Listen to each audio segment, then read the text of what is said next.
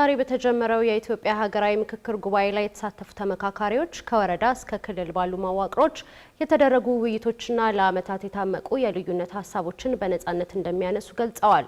ተሳታፊዎቹ በጉባኤው ላይ የዜጎች ቅሬታዎችና ጥያቄዎችን ምላሽ የሚያገኙበት ይሆናል ብለው እንደሚያምኑ የተናገሩ ሲሆን የሀገራዊ ምክክር ኮሚሽንም የዜጎች ጥያቄ ምላሽ የሚያገኝበት መድረክ ይሆናል ብሎ እንደሚጠብቅ ተናግሯል። ተመካካሪዎች አዲስ አበባ በገቡበት ወቅት ተገኝተን ያዘጋጀነውን ጥንቅር ተከታትለን እንመለስ።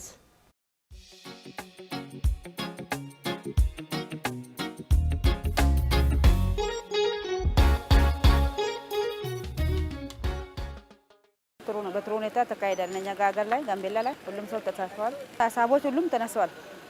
ያለ ነገሮች ሁሉም ወዳችን ውስጥ ያለን ተነስተዋል፣ ተወጥቷል። ከዛ በጥሩ ሁኔታ ነው ሄደን ይሄን 4 አመት ወርዶ እስከ ታች ድረስ እስከ ቀበሌ ድረስ በየገጠሩ ገብቶ ይሄ ሀገራዊ ኮሚሽን በደንብ አድርጎ ነው ያወያየው።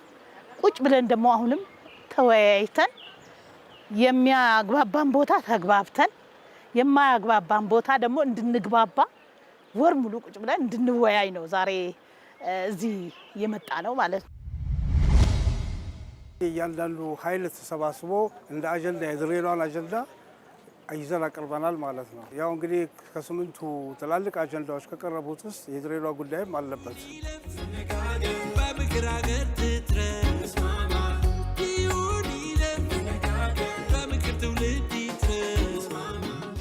ፖለቲካ ፓርቲዎችም ተሳታፊዎች ነበሩ፣ ተጽዕኖ ፈጣሪዎችም ነበሩ። ስለዚህ እነዛ በትግራይ በኩል የሚጠየቁ ጥያቄዎችም እዛ ላይ በግልጽ ቀርበዋል ማለት ነው። እዛ ወደ ግጭት ወይም ደግሞ ልዩነት የሚፈጥሩ ጥያቄዎችም እዛ ቀርበዋል ማለት ነው። ስለዚህ መጨረሻ ላይም እንደ አጀንዳ ሆነው ምክክር ኮሚሽኑ ወደ መንግስትም መፍትሄ እንዲያመጣ ዓለም አቀፍ ማህበረሰቡ መፍትሄ እንዲያመጣ እንዳለ ዶክመንት አድርጎ ወደ ሌሎች ያቀረበበት ሁኔታ ነው ያየነውና በጣም ደስ የሚል እና በጣም ነው የረካሁበት ውይይት ነበረ ለማለት እችላለሁ። የኢትዮጵያ ልጆች ሲኖሩ ያለማሉ፣ ሲኖሩ ተምረው ሀገር ያስተዳድራሉ። ከውጊያ የሚገኘው መጥፋት ነው።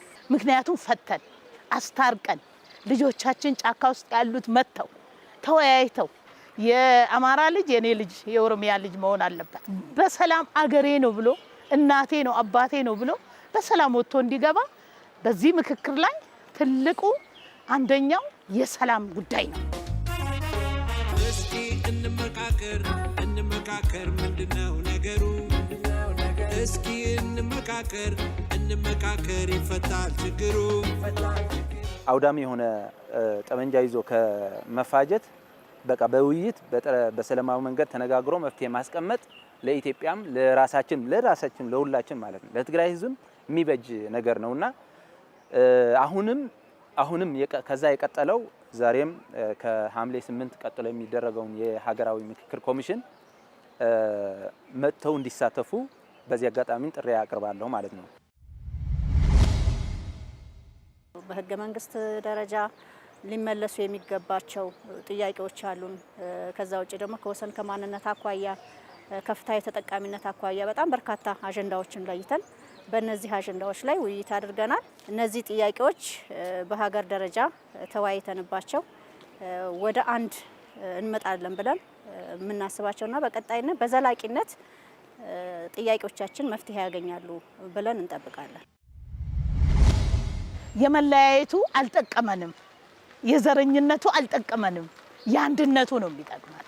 ተወያይተን እቺን ሀገር ለትውልዱ ለማስተላለፍ እኛ አሁን እዚህ ላይ የተገኘን ሰዎች በደንብ አድርገን ራሳችን አይተን ወደ ራሳችን ተመልሰን ሀገራችን ምንድናት ብለን ራሳችንን መርምረን አጠቃላይ ሀገሪቷን የምንገነባበትን መስመር ተወያይተን ተመካክረን ሀገሪቷን የምንገነባ መሆን አለበት። ከሩቅ አይመጣም እኛን ሊያስማማ